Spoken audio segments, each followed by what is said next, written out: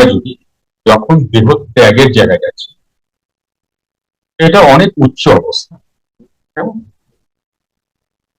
সেই উচ্চ অবস্থায় সেই স্তরে তার দিকে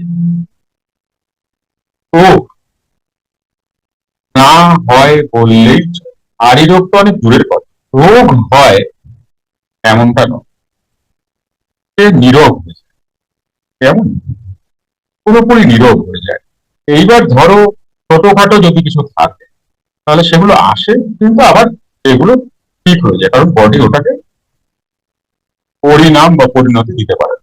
তুমি যেটা বলছিলে যে তার দেহ যদি কোনো রকম ইয়ে হয়, তো দেহ খারাপের মানে দেহ যদি খারাপ কন্ডিশনে, তো তার ক্রিয়াযোগী সেই স্তরে কখনো তার বডি খারাপ স্তরে যায় না, যেতে পারে না। কেন? সাইন্টিফিক কি কারণ? কারণ হচ্ছে যে আমাদের এই জগৎ ৪৯ বায়ু দিয়ে, আমরা আমরা যে জগতে দেখতে পাচ্ছি ৪৯